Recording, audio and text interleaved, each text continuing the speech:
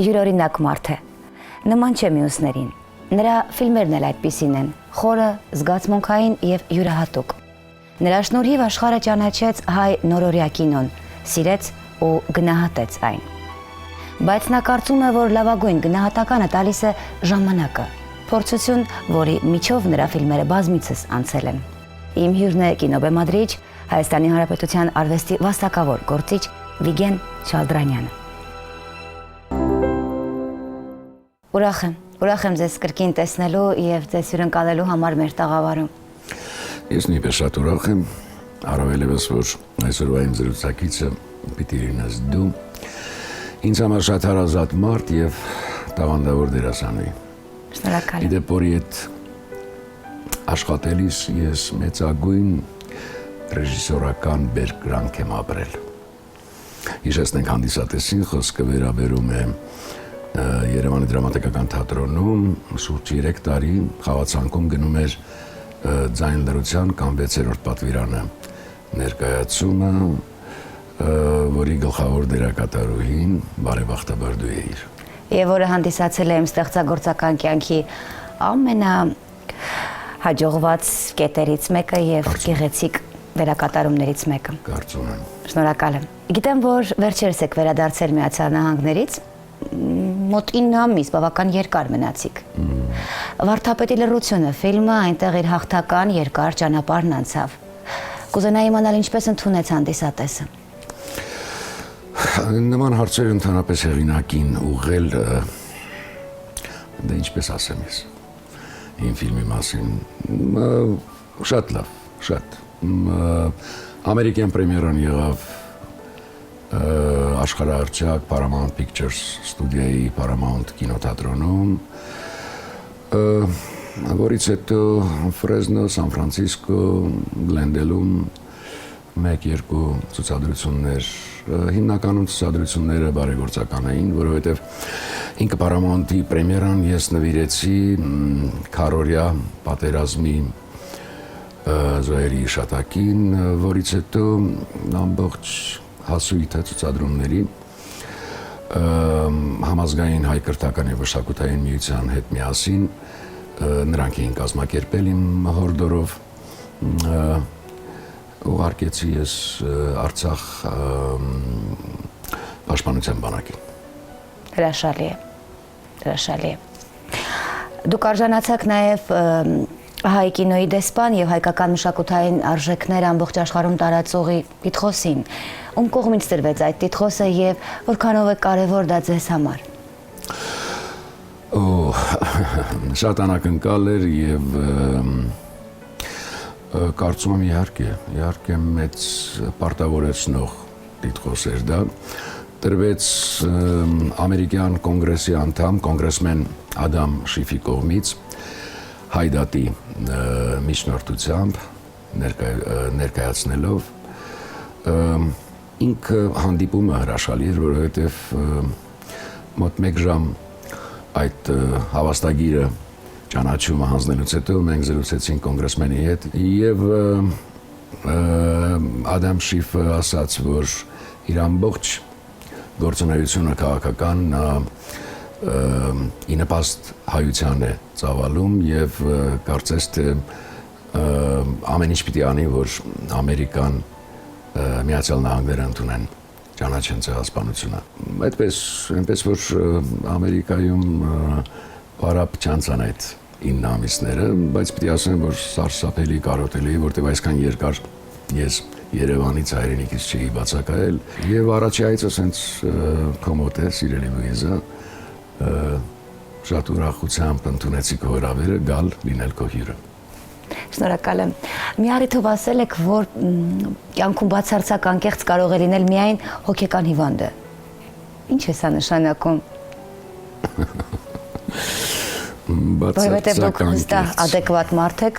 հոգեպես շատ հավասարակշռված, բայց նաև անկեղծ մարդ եք։ Ես նաև ասել եմ, որ ես բացարձակ անկեղծ լինում եմ իմ ֆիլմերում։ Կարծեմ հենց այդ պիեսի մեջ, որ հետագայում նաև ֆիլմի տեսքով Երևան եկավ, եթե հիշում ես տեքստը, Ջոնը ասում է, եթե ես փորձեմ անկեղծ լինել ինչպես դու, ապա կյանքում մենակ կմնամ։ Բառերը տրված են մարդկանց, որպեսզի նրանք կարողանան թաքցնել իրենց մտքերը։ Սա Տելերանի խոսքերն են մեծ դիվանագետի։ Բացարձակ անկեղծ, այո, այսինքն կոնտրոլից դուրս մարդն է միայն անում, իսկ իմ ֆիլմերում ես կոնտրոլից դուրս եմ եւ մերկ եմ Աստծո բոլորի առջև, դա մի տիրույթ է, որտեղ ես ինձ կարող եմ թույլ տալ բացարձակ անկեղծ լինել։ Բայց կյանքում մեզ տրված է որոշակի դաստիարակության հետ բաներ, որ ամեն ինչ չի, որ պիտի ասես, կամ եթե կարելի ասել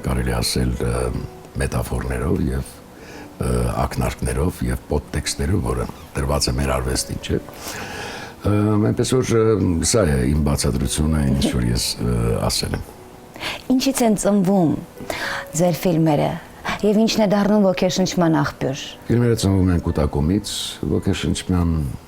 աղբյուրը հենց ինքը կյանքն է, քո քաղաքացիական դիրքորոշումն ու կեցվածքը։ Որովհետեւ որևէ արվեստագետ, որը դուրս է քաղաքացիական որոշակի իր ընդգծված դրսևորումից, ինձ համար այդ արվեստը դառնում է մեկ ուրիշ բան։ Ես յուրաքանչյուր արվեստի հետևում ուզում եմ տեսնեմ հեղինակի քաղաքացիական կերպը, կեցվածքը, շատ կարևոր է։ Իմ ֆիլմերը եւ ներկայացումները կարծես թե իմ քաղաքացիական դիրքորոշումը որպես երկրի քաղաքացի, առավել ասեմ, նաեւ երկրագնդի, այսինքն տիեզերքի քաղաքացի, շատ ընդգծված ընթերցվում են, որովհետև դու չես կարող չլինել քո ժամանակակիցը, քո ժամանակի, որովհետև քո շուրջ կատարվում են շատ բաներ։ Արվեստագետը սպունգի նման այդ ամենը վերցնում է իր մեջ, իսկ երբ որ կատարվում է այդ խմորումը, այդ կուտակումը, ես շատ եմ ասել դրա մասին, շատ նման է արվեստագետի արարումը հրաբխի, որովհետև միջև այդ ընդերքում այդ լավան պիտի էպվի, հետո գալիս է մի պահ, որ պիտի ժայթքի։ Այդ ժայթքումն էլ հենց այդ արարման պրոցեսն է, որը պիտի ասես, չես կարող չասել։ Պարոն Չալրանյան, ձեր աշխատանքներում, վերնագրերում հաճախ հանդիպում ենք լռություն բառը։ Կարծում եմ սա պատահական չէ, որն է խորհուրդը։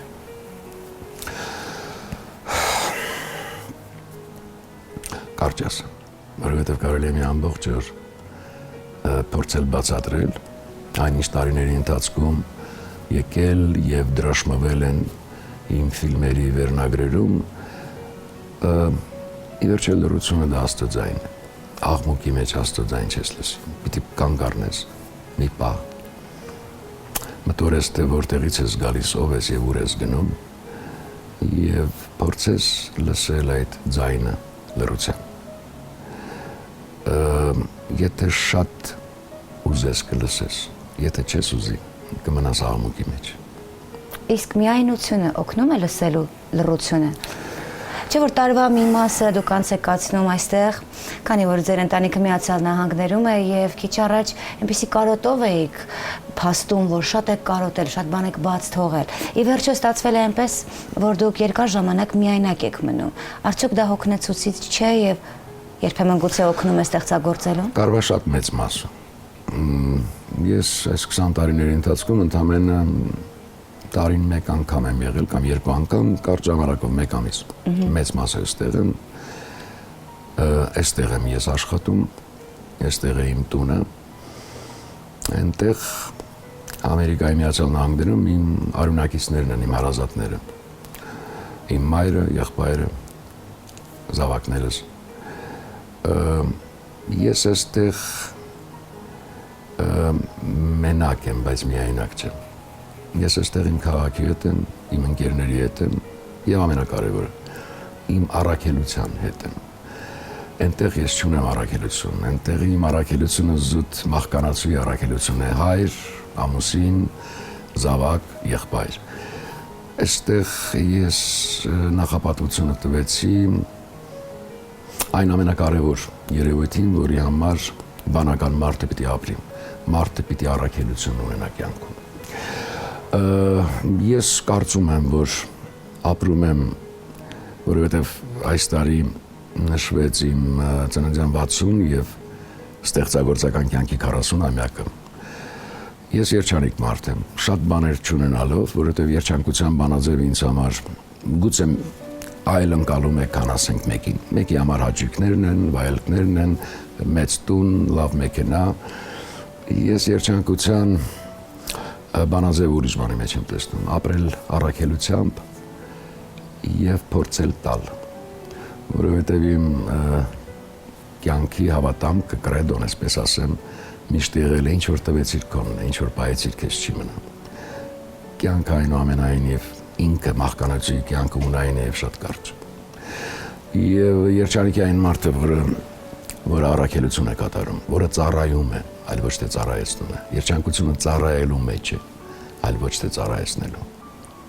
Այսօր մեկը մյուսի հետևից նկարահանվում են գեղարվեստական ֆիլմեր։ Որքանով եք դուք հետևում դրանց, ինչ չափանիշներով են ըստ ձեզ նկարահանվում այդ ֆիլմերը եւ ի վերջո, արդյոք սա ֆիլմարտադրության զարթոնք է, թե պարզապես խապկանք։ Ես միշտ փորձում եմ ինձ զերծ պահել գնահատական տալու իմ գոլեգաներին, իմ ոլորտից, որովհետև ավետարանի մի ճշմարտությունը մի դատիր որ չդատվես։ Ինձ համար այնուամենայնիվ մնում է շատ արդիական եւ դիմացինիդ աչքի մեջի փուշը տեսնելուց առաջ քո աչքի մեջի գերանը տես։ Կփորձեմ շատ մակերեսային ասել։ Մեծ հաշվով կան բաներ, որոնք խապկանք են, քանակով որակ չի ապահովում, որովհետև կինոն մի այլ բան է։ Ես այստեղ միշտ հիշում եմ Փափազյանի խոսքերը, երբ մեկը գորշ սև գրիմ արած Օթելլո է խաղում, ասում է ինչպես էր իմ Օթելլոն, ասում է ամեն սև բան Օթելլո չէ։ Հիմա ամեն շարժվող բան էկրանի վրա դեռ կինո չէ, կինոն ուրիշ բան է, կինոն մեծ գիտություն է, կինոն դա մտքի, սրտի, հոգու դաշինքն է։ Եթե այս դաշինքը քո մեջ կա, ուրեմն դու կարող ես արվեստ արարել։ Եվ որովհետև մեծ հաշվով արվեստը պիտի մաքրի, պիտի իր հետևից տանի, այլ ոչ թե սպասարկի, սպառողի ցածր ճաշակը։ Այսօր մեծ հաշվով մենք սպասարկում ենք, որպեսզի կարողանանք գումար վաստակել։ Եվ բիզնեսն ու արվեստը սրանք շատ տարբեր բաներ են, չնայած նաև շատ միահյուսված են, որովհետև կար մի ժամանակ, որ այսօր մենք կարող ենք զարմանալ, ինչպես կարող էր ասենք պրոդյուսերը իր կողքին, Ֆելինին ունենար իր կողքին պրոդյուսեր, Անտոնիոնին ունենար պրոդյուսեր, Կարլո Պոնտիի պես, չգիտեմ, շատ ու շատնից հայտնի պրոդյուսերների, բայց այդ ոչ կոմերցիոն թվում էր ֆիլմերի վրա, այդ մեծությունների վրա գումար էր դրվում եւ հավանաբար եթե շարունակում էին, ուրեմն չէին կորցնում իրենց գումարները։ Բայց մենք այսօր ուղղակի փչացրեցինք մեր արվեստագետի, մեր հանդիսատեսին, որովհետեւ հանդիսատեսը արդեն արվեստի ընկալումը բոլորովին ուրիշ կերպ է անում, որովհետեւ կա արվեստի ընկալում եւ ընկալման արվեստ։ Այ մենք այ ընկալման արվեստը այսօր իսպար կորցրել ենք մեր քաղաքից մեծ հաշվով, մեծ մասով նկատի ունեմ։ Այնպես որ կարծում եմ ամեն ինչ շտկվող է, որովհետև այսօր պետք է դաստիարակել, կրթել, վերադարձնել թատրոններին Հերոստրատի հանդիսատեսին, Կորիոլանի հանդիսատեսին, Ջոն Արքայի հանդիսատեսին, չէ որ եղել են, և անշլագներ էր, տոմս չկար Հերոստրատի ձեր թատրոնում, տոմս չկար Կորիոլանին, երբ Խորեն Աբրահամյանն էր խաղում, Ջոն Արքային, երբ Սոս Սարգսյանն էր խաղում և շատ հրաշալի ներկայացումներ։ Մենք ազգ ենք, որը հազարամյակներ ունեցել է շատ տարբեր վայրիվերումներ և վերածնունդ և անկումներ։ Այսօր չգիտես ինչի թող, որ ես ուտոպիստ համարվեմ, ես անուղղելի լավատես եմ, և դա իմ բոլոր ֆիլմերում կա։ ես զգում եմ օդի մեջ այդ վերածննդի գալիքը, ավետումը։ Դա բոլորիցս է կախված, բոլորիցս։ Եվ Վերինատյանի պետական հայրերից եւ նաեւ ժողովրդից։ Պարոն Չալդրանյան, դուք ձեր շատ ֆիլմերում հանդես եք գալիս նաեւ որպես պրոդյուսեր։ Պրոդյուսերական դպրոց Հայաստանում չկա։ Ինչպես եք տեսնում այս հարցի լուծումը։ Ես միանգամից ասեմ շատ մեծ վերապահումով պիտի ասեմ։ Ես պրոֆեսիոնալ պրոդյուսեր եմ նաեւ, որը կարող է աշխատել նաեւ մեկ ուրիշ բեմադրիչի մոտ։ Այնտեղ ես հաստատ պրոֆեսիոնալ չեմ, բայց կյանքը ինձ ստիպեց, որովհետև երբ փլուզվեց այն ահռելի կինոինդուստրիան խորհրդային միության հետ միասին, որ դու ինքդ պիտի կարողանաս ապահովել,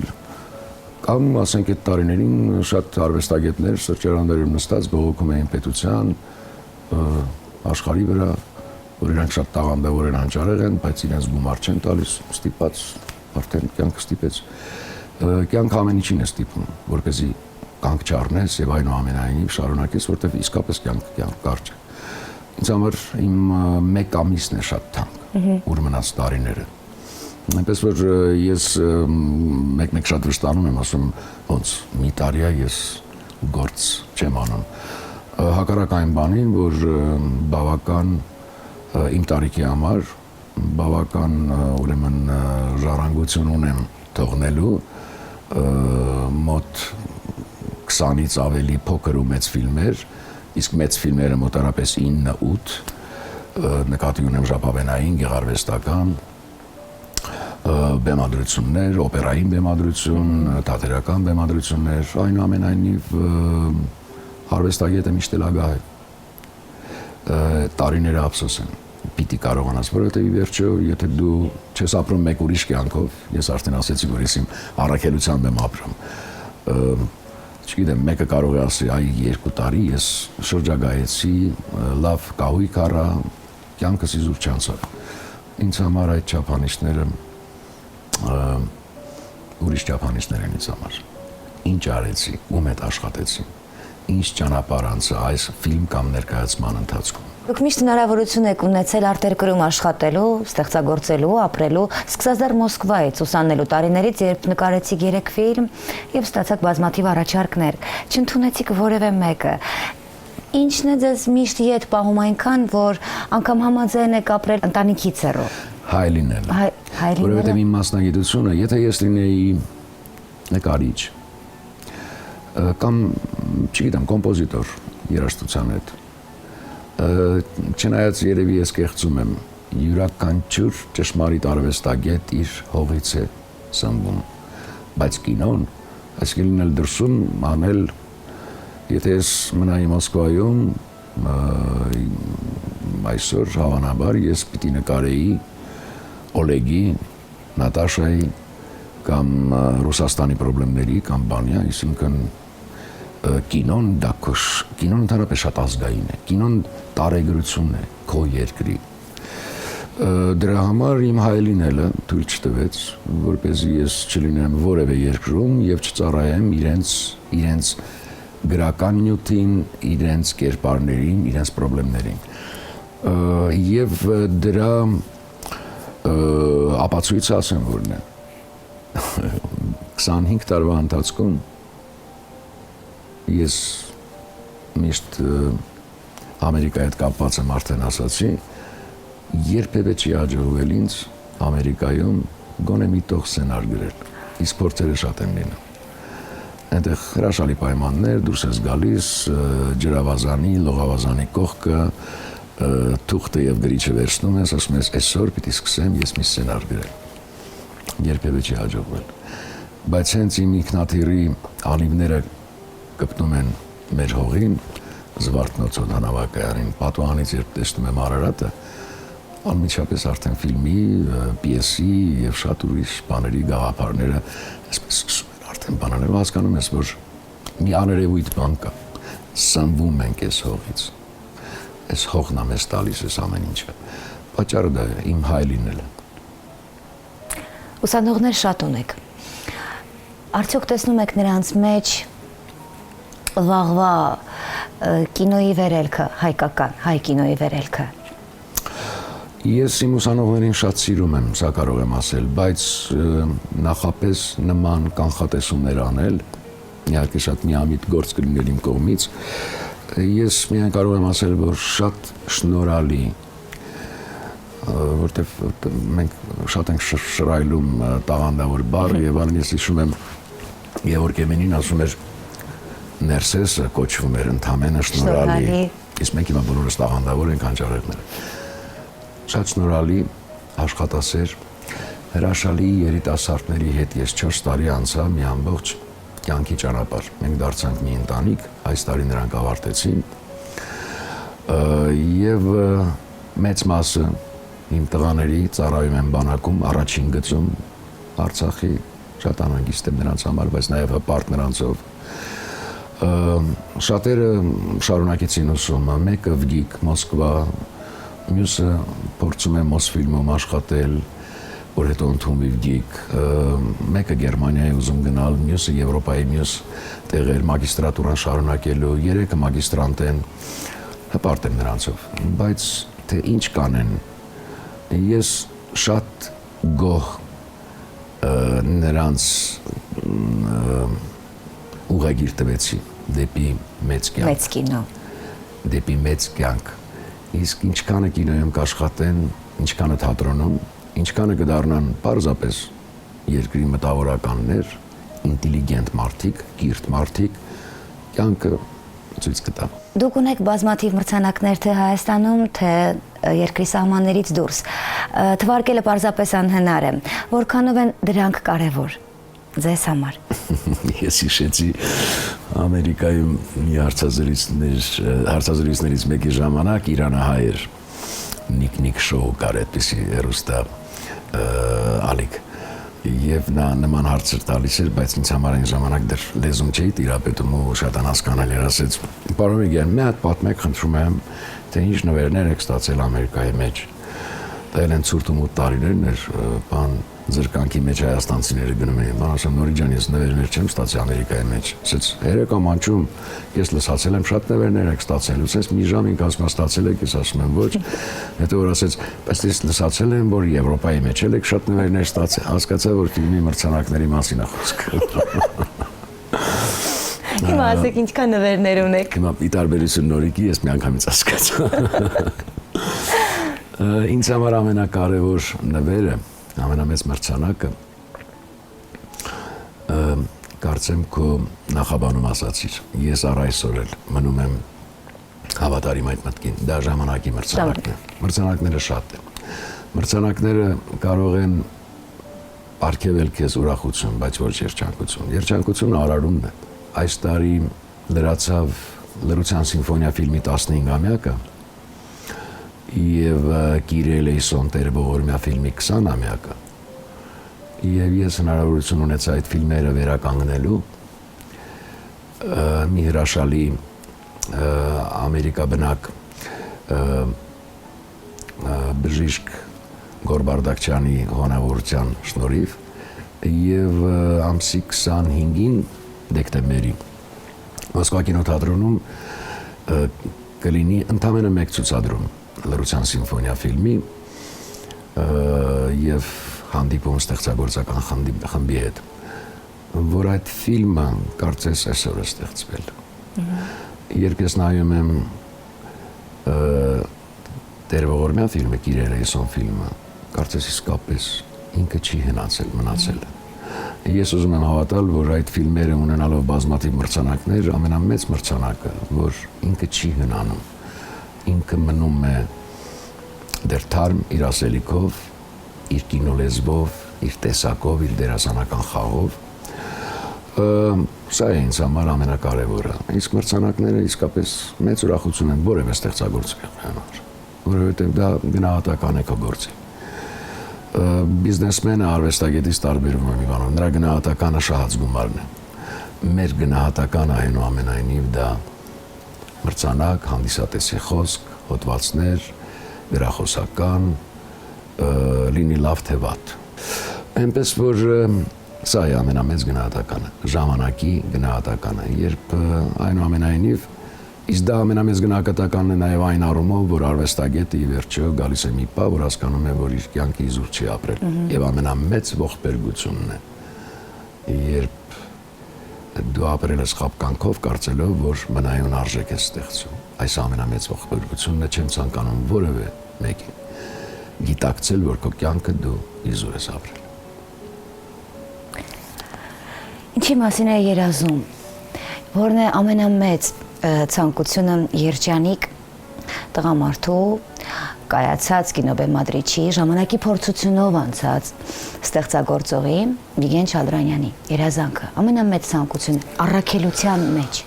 Ընդհանրապես երազանքին ես շատ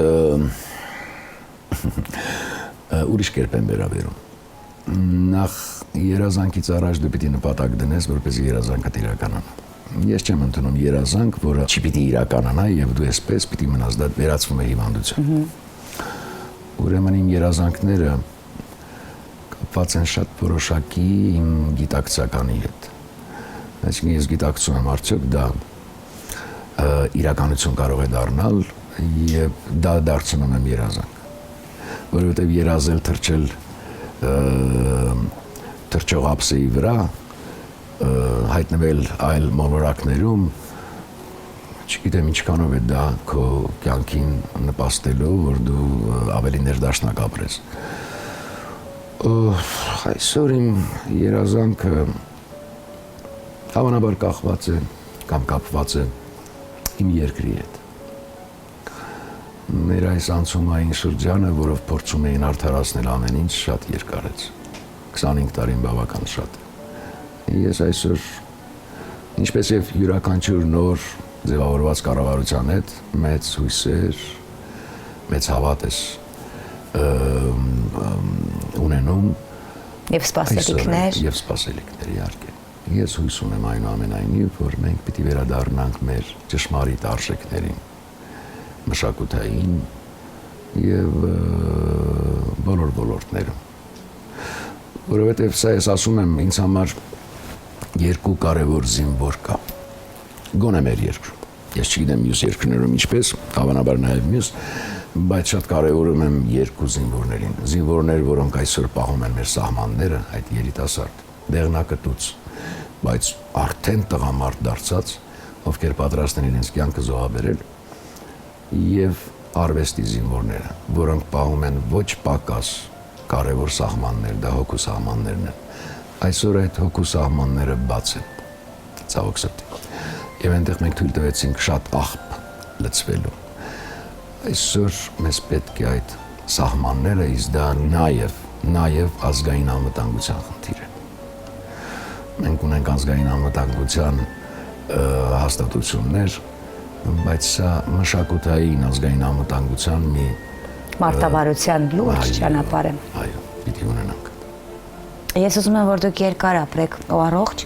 որ մեր հոգու սահմանները ամուր լինեն, նաև ձեր շնորհիվ։ Շնորհակալ եմ։ Շնորհակալ եմ այս գեղեցիկ հանդարտ հաճելի զրույցի համար։